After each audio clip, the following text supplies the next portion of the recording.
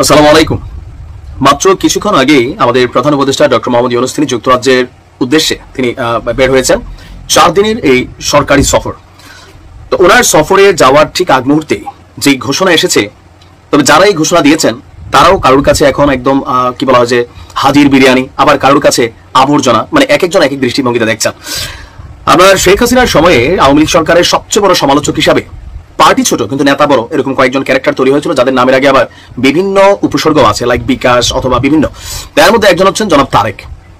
VP নূরের এক সময়ের সতীর্থ তারেক দল ভেঙে করেছেন আলাদা দল, আর এই দল করার পর গেল সাম্প্রতিক সময়ে ডক্টর মোহাম্মদ ইউনূসের সবচেয়ে বড় করার সমালোচকদের মধ্যে তিনি একজন। আজকে তিনি যে ঘোষণা দিয়েছেন, যদি এই ঘোষণা বাস্তবায়ন করতে পারেন তাহলে ডক্টর মোহাম্মদ ইউনূস 4 দিন পরে এসে তিনি আসলে কি পরিস্থিতি দেখবেন বাংলাদেশে, যে কি ঘটতে পারে।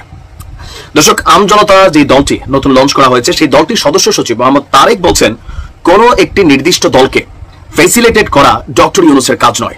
অনেক রাজনৈতিক দলের নেতাকর্মীরা গণ অভ্যুত্থানে অংশ নিয়ে জীবন দিয়েছেন, আহত হয়েছেন, তাদের সবার সরকার হওয়ার কথা ছিল ডক্টর ইউনূসের, কিন্তু ডক্টর ইউনূস একটি নির্দিষ্ট সমন্বয়কদের অভিভাবক হওয়ার চেষ্টা করেছেন। আমরা দেশের জন্য দীর্ঘ সময় ধরে অনেক কষ্ট করেছি, গুম হয়েছি, গ্রেপ্তার হয়েছি, নিপীড়নের শিকার হয়েছি, খারাপ দিন এখনো রয়েছে। আমরা অনেক সুন্দর সুন্দর অফার পেয়েও সেগুলো গ্রহণ করিনি, কোনো অন্যায় সুবিধা রাষ্ট্রের কাছ থেকে নেইনি। আমরা চেয়েছি একটি শক্তিশালী সংসদ, গণতান্ত্রিক ব্যবস্থাপনা, জনগণ ভোট দিবে সেই ব্যবস্থাপনা, এটি লড়াই চলবে এবং ভোট ডিসেম্বরেই হবে। তারপর বলছেন যে তিনি আপনার সমন্বয়ক টোকাইদের আমরা রুখে দেব। শব্দটা দেখেন, সমন্বয়কদের বলা হতো জাতির হিরো, সেই জাতির হিরোকেই এখন টোকাই হিসেবে আখ্যায়িত করে তিনি বলছেন যে সমন্বয়ক টোকাইদের আমরা রুখে দেব। জেলায় জেলায় ডিসি অফিস থেকে এই সমন্বয়কদের টেনে হিচড়ে বের করার জন্য সবাই প্রস্তুত হন। শুধু তাই নয়, সচিবালয় থেকে এদেরকে টেনে হিচড়ে বের করতে হবে। যদি এই ঘোষণা বাস্তবায়ন কার্যক্রম শুরু হয় আগামীকালকে থেকে বা শুরু থেকে, তাহলে পরিস্থিতি কোন দিকে যাবে?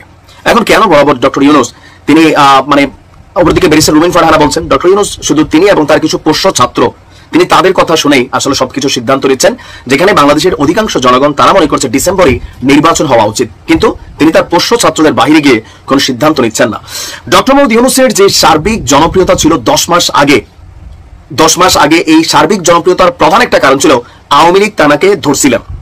ইভেন আওয়ামী লীগ সরকার দেখেন যে ইস্যুগুলো নিয়ে ডক্টর ইউনূসকে ধরছেন বা তৎকালীন সময় তাকে আইন আদালত মামলা বিভিন্ন জায়গায় দৌড়াদৌড়ি করেছিলেন, সেই একই জিনিস আজকে সবাই খোঁটা দিচ্ছে যে ডক্টর মোহাম্মদ ইউনূস তিনি রাষ্ট্র ক্ষমতায় আসার পর এই কাজগুলো সবার আগে তিনি সাইরা নিয়েছেন। গ্রামীণের নামে তিনি কি বলা হচ্ছে একটা ভার্সিটির লাইসেন্স নিয়েছেন, ইভেন জনশক্তি রপ্তানি বা আদম ব্যবসায়ী লাইসেন্স নিয়েছেন, বিভিন্ন 666 কোটি টাকা কর তিনি মাফ করে দিয়েছেন, নোবেল পুরস্কার পাইলে এটার কর দিতে হবে না, বিভিন্ন ধরনের অ্যাক্টিভিটিস করেছেন। ইভেন সমন্বয়কদের যে গ্রুপ বা দল এনসিপি, সেই এনসিপি খুল্লাম প্রকাশ্যে অপ্রকাশ্যে তিনি কন্টিনিউ সমর্থন দিয়ে যাচ্ছেন।